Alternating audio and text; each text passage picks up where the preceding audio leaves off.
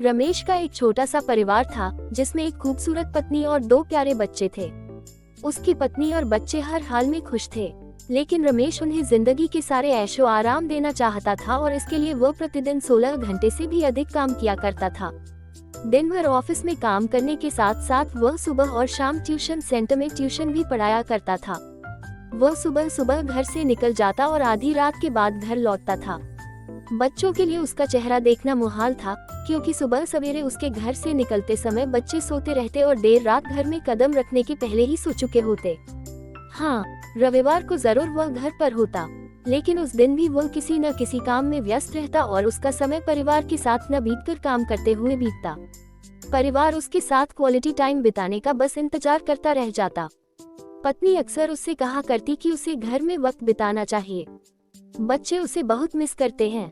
उस वक्त वह यही जवाब देता कि ये सब मैं उनके लिए ही तो कर रहा हूँ। बढ़ते घरेलू खर्च और स्कूल खर्च के लिए मेरा ज्यादा काम करना जरूरी है। मैं उन्हें एक अच्छी जिंदगी देना चाहता हूँ। रमेश की ये दिनचर्या वर्षों जारी रही। वह यूं ही परिवार को अनदेखा कर कड़ी मेहनत करता रहा। इसका प्रतिफल भी उसे मिला। उसे पदोन्नति प्राप्त हुई, आकर्षक वेतन मिलने लगा। परिवार अब बड़े घर में रहने लगा। खाने पीने और अन्य सुविधाओं की उन्हें कोई कमी न रह गई। लेकिन रमेश का यूं ही काम करना जारी रहा। वह अधिक से अधिक पैसे कमाना चाहता था। पत्नी पूछती कि आप पैसे के पीछे क्यों भाग रहे हैं? हमारे पास जो है हम उसमें खुश रह सकते हैं। तो उसका जवाब होता कि मैं तुम्हें और बच्चों को दुनिया जहां की खुशियां देना चाहता हूँ। बस कुछ साल और मुझे मेहनत करने दो। पत्नी चुप हो जाती। 2 साल और बीते। इन 2 सालों में रमेश बमुश्किल अपने परिवार के साथ समय बिता पाया। बच्चे अपने पिता को देखने, उससे बातें करने तरस गए। इस बीच एक दिन रमेश की किस्मत खुल गई। उसके दोस्त ने उसे अपने व्यवसाय में हिस्सेदारी की पेशकश की और इस तरह रमेश एक व्यवसाय बन गया। व्यवसाय अच्छा निकला और रमेश को पैसे की कोई कमी नहीं रह गई थी। उसका परिवार अब शहर के सबसे अमीर परिवारों में से एक था।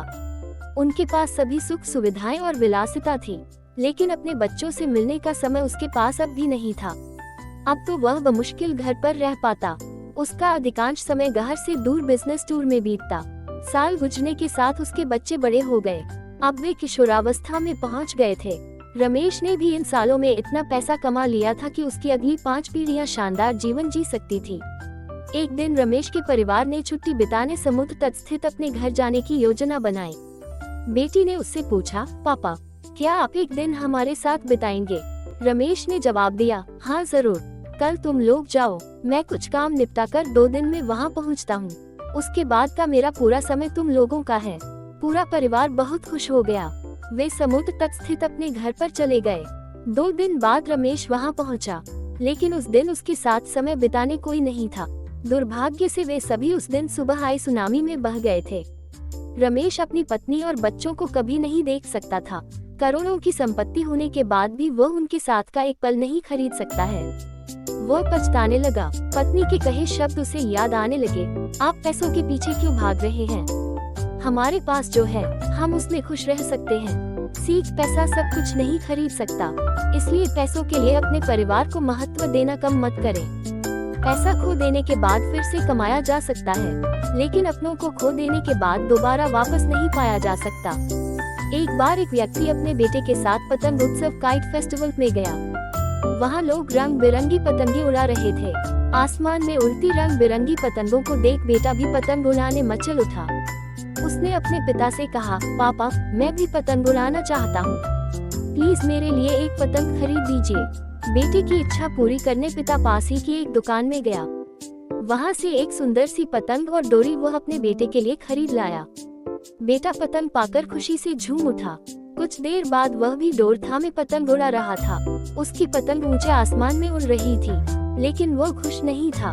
वह चाहता था कि उसकी पतंग और ऊंची उड़े। वह पिता से बोला, पापा, ऐसा लग रहा है कि डोर की वजह से पतंग ऊंची नहीं उड़ पा रही है। क्यों न इसकी डोर काट दी जाए? इससे पतंग आजाद होकर और भी ऊंची उड़ने लगेगी। प्लीज आप इसकी डोर काट दो। बेटे की बात मानकर पिता ने पतंग की डोर काट दी। डोर काटते ही पतंग ऊपर जाने लगी। ये देख बेटा बहुत खुश हुआ, लेकिन कुछ देर बाद पतंग ऊपर जाने के बजाय नीचे आने लगी और एक मकान की छत पर जा गिरी। बेटा ये देख हैरत में पड़ गया। उसने ये सोचकर पतंग की डोर काटी थी कि पतंग आसमान में और ऊंचा उड़ने लगेगी, लेकिन वो तो नीचे गिर पड़ी। उसने पिता से पूछा, पापा ये क्या हुआ? पतंग आसमान में और ऊंची जाने के बजाय नीचे क्यों गिर पड़ी? पिता बोला, बेटा तुम्हें लग रहा था कि डोर पतंग को ऊंचा उड़ने से रोक रही है, जबकि वास्तव में ऐसा नहीं था। डोर तो पतंग का सहारा थी। हवा की गति अनुसार तुम डोर खींचकर या उसे ढील देकर पतंग को ऊंचा उड़ने में मदद कर रहे थे, लेकिन जब डोरी रूपी सहारा कट गया तो पतंग को मदद मिलनी बंद हो गई और वह नीचे गिर पड़ी। ऐसा जीवन में भी होता है। जीवन की ऊंचाइयों पर पहुंचकर हमें लगने लगता है कि परिवार, रिश्ते और दोस्त हमें बांध रहे हैं और सफलता के शिखर पर पहुंचने से रोक रहे हैं, लेकिन हम भूल जाते हैं कि वे हमें ऊंचाइयों पर ले जाने वाली डोर है। उनके नैतिक बल के बिना सफलता की उड़ान मुश्किल है। बेटे को अपनी गलती समझ आ गई। सीख, कई बार हम सोचते हैं कि हम अपने जीवन में जल्दी प्रगति कर लेंगे या जीवन की नई ऊंचाइयों को पा लेंगे यदि हम अपने घर और परिवार के बंधनों से मुक्त हो जाएंगे, लेकिन हम भूल जाते हैं कि हमारा परिवार और प्रियजन हमें जीने में और जीवन में आगे बढ़ने में मदद करते हैं। बुरे समय में परिवार और प्रियजन हमारा सहारा बनते हैं और हमें प्रेरित करते हैं। वे हमें बंधनों में नहीं जकड़ते बल्कि सहारा देते हैं, इसलिए उन्हें कभी भी खुद से दूर मत करो।